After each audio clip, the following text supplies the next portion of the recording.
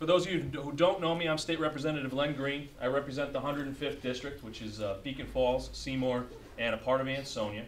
And you know, I wanted to host this this little get-together just because, quite honestly, I've heard a lot of people over the last few months asking me what can be done to help their business out. You know, you folks are the driver of the economy. You really, you know, you employ people. You help our communities out. You're there whenever, you know, our towns are looking for assistance with, you know, anything, you know, charities, you name it, you're there. And you know, we as a state, unfortunately, I believe over the last few decades haven't been there enough for you.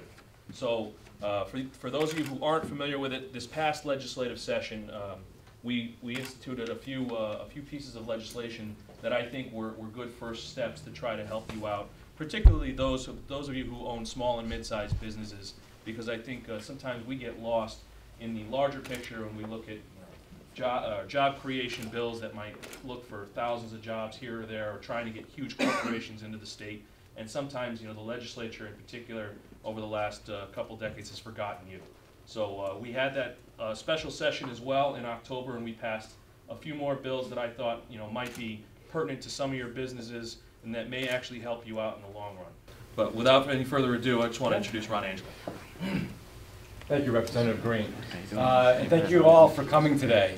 It's really important that small business owners take some time out for things like this. Small business in Connecticut is big business, and it's not just in Connecticut, it's throughout the globe now. This recession, we're not going to come out of this recession to the degree that we want to, and the speed that we want to, without small business growth.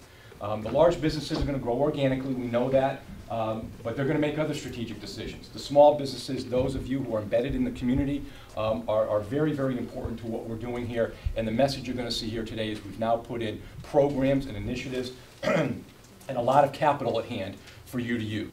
So out of this special session, out of those ideas, the most significant initiative, I think, is the Small Business Express package. And I think that's where a lot of you will fall into today.